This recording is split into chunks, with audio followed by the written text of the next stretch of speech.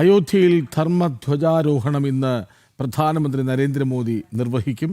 RSS Sarsanghchalak doctor Mohan Bhagwat, Uttar Pradesh മുഖ്യമന്ത്രി യോഗി ആദിത്യനാഥ് ഉൾപ്പെടെയുള്ളവർ ചടങ്ങിൽ പങ്കെടുക്കും. വിവരങ്ങളുമായി അയോധ്യയിൽ നിന്ന് വീണ്ടും ശ്രീകാന്ത് ചേരുന്നു. ശ്രീകാന്ത്, അയോധ്യയിലെ തെരുവീഥികളിൽ മുഴുവൻ രാമമന്ത്രധ്വനികളാണ്. ശ്രീകാന്തിൻ്റെ ആവേശത്തിൽ എല്ലാം അടങ്ങുന്നുണ്ട്. നോക്കൂ, സുരക്ഷ എങ്ങനെ?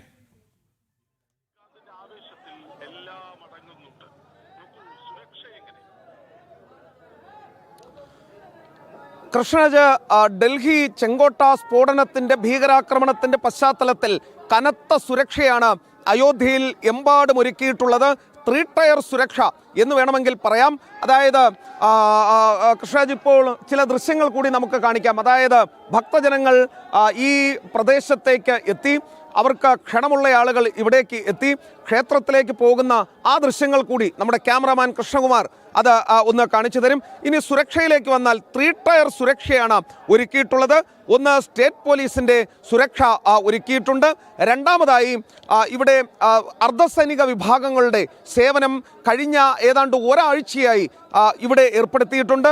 മൂന്നാമതായി, ഇന്ന് പ്രധാനമന്ത്രി വരുന്നതിൻ്റെ ഭാഗമായി NSGയുടെയും അതോടൊപ്പം SPGയുടെയും അദ്ദേഹത്തിനുള്ള പതിവ് SPG സുരക്ഷയുണ്ടാകും. അതോടൊപ്പം NSGയുടെ സുരക്ഷയും ഇവിടെ ഏർപ്പെടുത്തിയിട്ടുണ്ട് എന്നുള്ളതാണ് പ്രത്യേകത. പോലീസ് ഉദ്യോഗസ്ഥർ ഈ പരിപാടി കഴിയുന്നതുവരെ പ്രധാനമന്ത്രി ഏതാണ്ട് ഒരു 3-3.5 മണിക്കൂർ അയോധ്യയിൽ ചിലവഴിക്കുന്നുണ്ട്. പ്രധാനമന്ത്രി വന്നു പോകുന്നത് വരെ ഇവിടേക്ക് പുറത്തു നിന്നുള്ള ആളുകൾക്ക് പ്രവേശന നിയന്ത്രണം ഏർപ്പെടുത്തിയിട്ടുണ്ട്. ഭക്തർക്ക് ഇന്ന് ദർശനത്തിനുള്ള സൗകര്യം വളരെ കുറവാണ് എന്നുള്ളതാണ് പ്രധാനപ്പെട്ട കാര്യം. നാളെ മുതൽ ഈ ഗോപുരമുകളിൽ ഭഗവദ്ധ്വജം പാറുന്ന ഭവ്യമായ ശ്രീരാമക്ഷേത്രം ഭക്തർക്ക് കണ്ടു തൊഴുന്നതിനുള്ള അവസരം ഉണ്ടാകും. ഇത് ആ ഗോപുരത്തിന് മുകളിൽ ഒരു പോലീസ് ഉദ്യോഗസ്ഥനെ നമുക്ക് കാണാൻ സാധിക്കും. അതായത് ഒരു കെട്ടിടത്തിന് മുകളിലാണ്. ഇതേപോലെ ഈ തെരുവീതികളിലെങ്ങും ഉള്ള കെട്ടിടത്തിൻ്റെ മുകളിലൊക്കെ തന്നെ നിരീക്ഷണം ശക്തമാണ്. ഇതിന് മുകളിലെല്ലാം തന്നെ ഷാർപ്പ് ഷൂട്ടർമാരെ ഏർപ്പെടുത്തിയിട്ടുണ്ട്, പോലീസ് ഉദ്യോഗസ്ഥരെ ഏർപ്പെടുത്തിയിട്ടുണ്ട്. കാരണം ചെങ്കോട്ട ഭീകരാക്രമണത്തിന് ശേഷം ആ പിടികൂടിയ ഭീകരർക്ക് ഈ അയോധ്യ രാമക്ഷേത്രം അവരുടെ ലക്ഷ്യമായിരുന്നു എന്ന കണ്ടെത്തലിൻ്റെ കൂടി അടിസ്ഥാനത്തിൽ കർശനമായ സുരക്ഷയാണ് കൃഷ്ണരാജ് ഏർപ്പെടുത്തിയിട്ടുള്ളത്. കൃഷ്ണരാജ്, ഇവിടമെങ്ങും ഇത്തരത്തിലുള്ള സുരക്ഷാ ബാരിക്കേഡുകൾ ഒക്കെ തന്നെ നിരത്തിയിട്ടുണ്ടെങ്കിലും ഇതിനുമപ്പുറം സുരക്ഷാ ബാരിക്കേഡുകളും പോലീസ് പ്രതിരോധങ്ങളും പോലീസിൻ്റെ ഭാഗത്തു നിന്നുള്ള ക്രൂരമർദ്ദനങ്ങളും കൊടിയ മർദ്ദനങ്ങളുമൊക്കെ അനുഭവിച്ച ആളുകളാണ് ശ്രീരാമ വിശ്വാസികൾ എന്നുള്ളത്. ഒരു കാലത്ത് നമ്മൾ കേട്ടിട്ടുണ്ട്, മുല്ലാമുലായത്തിൻ്റെ പോലീസ് അതിക്രൂരമായി ഈ ഭക്തരെ വേട്ടയാടിയ, ശ്രീരാമ ഭക്തരെ വേട്ടയാടിയ കഥകൾ നമ്മൾ കേട്ടിട്ടുണ്ട്.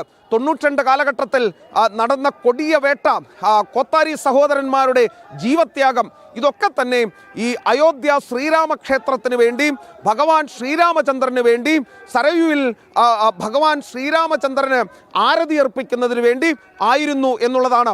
ഏറ്റവും ഒടുവിൽ സാക്ഷാൽ നരേന്ദ്രമോദി അധികാരത്തിലേക്ക് വരേണ്ടി വന്നു. ഏതാണ്ട് 500 ആണ്ടുകൾ നീണ്ട ആ ഒരു കാത്തിരിപ്പിന് വിരാമം കുറിക്കാൻ അടിമത്തത്തിൻ്റെ ചങ്ങലക്കെട്ടുകൾ പൊട്ടിച്ചെറിഞ്ഞുകൊണ്ട് അയോധ്യയിൽ ഭവ്യമായ ശ്രീരാമക്ഷേത്രം പണിതുയർത്തപ്പെട്ടു. ഇന്നിതാ ഈ ലോകത്തോട് വിളിച്ചു പറയാൻ പോകുന്നു, ഈ അമൃതകാലത്ത് ഭാരതം എത്രമാത്രം ശക്തിശാലിയാണ്. സനാതനധർമ്മത്തിലൂന്നി ഭാരതം മുന്നോട്ട് കുതിക്കുന്നതിൻ്റെ വിളംബരം നടക്കാൻ പോകുന്നു.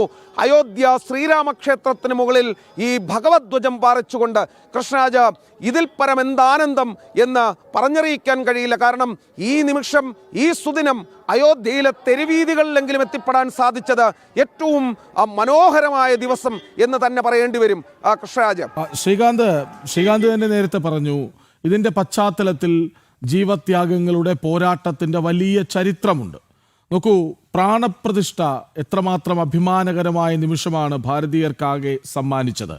പ്രാണപ്രതിഷ്ഠ മുതൽ ഇന്ന് അയോധ്യ ക്ഷേത്രം അതിൻ്റെ പൂർണ്ണതയിലേക്ക് എത്തിയെന്ന പ്രഖ്യാപനം വരെ ഒന്ന് പറയാമോ?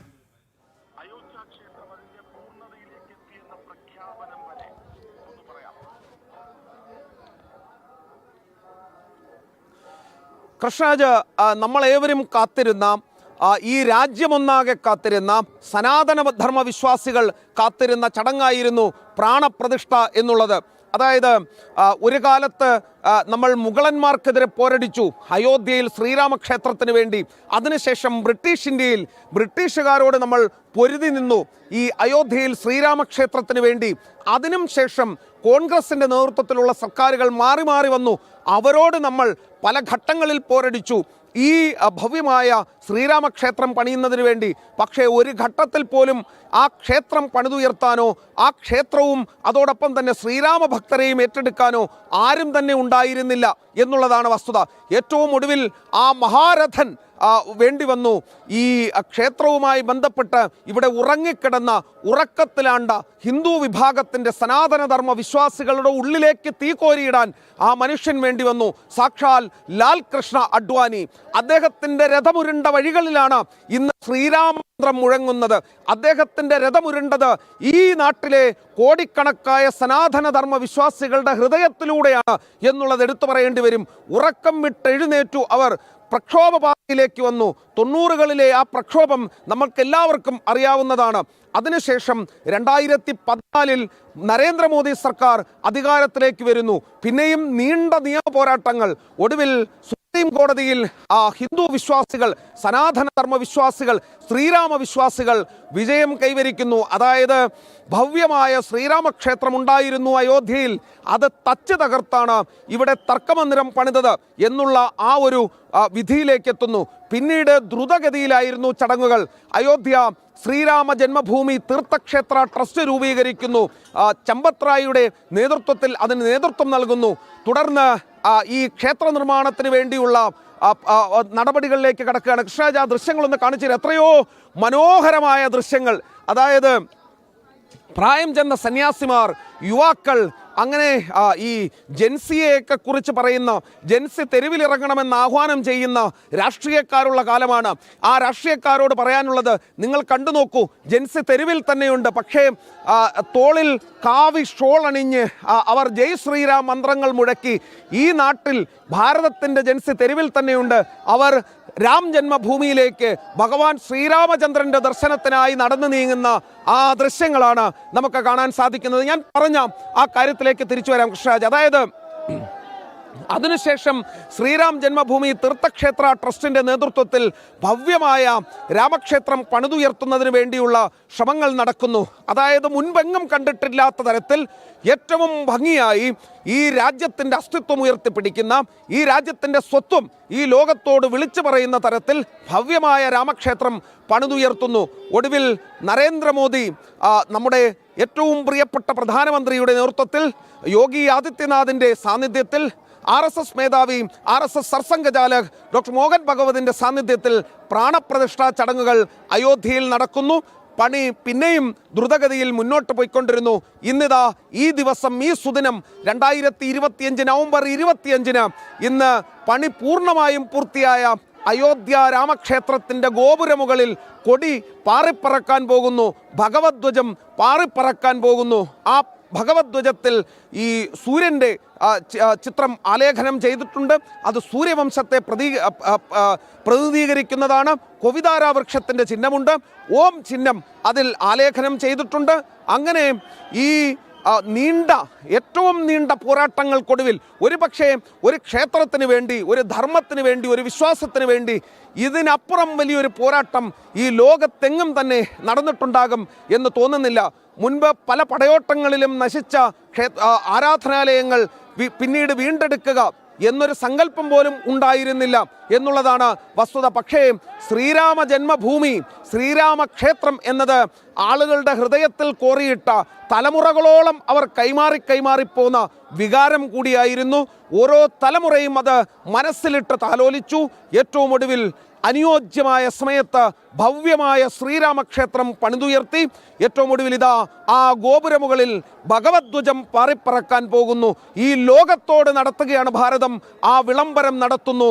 ഇത് ഭാരതത്തിൻ്റെ അമൃതകാലമാണ്. അതിൻ്റെ അടിമത്വത്തിൽ നിന്നും ഭാരതം ഇതാ ചങ്ങലക്കെട്ടുകൾ പൊട്ടിച്ചെറിഞ്ഞ് ഉയർത്തെഴുന്നേൽക്കുകയാണ്. വിശ്വഗുരുവായി മാറുകയാണ് ഭാരതം. ധ്വജാരോഹണ ചടങ്ങിനായി പൂർണ്ണമായി ഒരുങ്ങിക്കഴിഞ്ഞു. പ്രധാനമന്ത്രി 11 മണിയോടെ എത്തും. 11:58 1 മണിക്കും ഇടയിലാണ് ആ മുഹൂർത്തം. അങ്ങനെ ആ പതാക പാറിപ്പറക്കുന്ന നിമിഷത്തിലേക്ക് പോകാൻ ഇനി അധികം മണിക്കൂറുകൾ ബാക്കിയില്ല. വിവരങ്ങൾ നൽകുകയായിരുന്നു അയോധ്യയിൽ നിന്ന് ശ്രീകാന്ത്.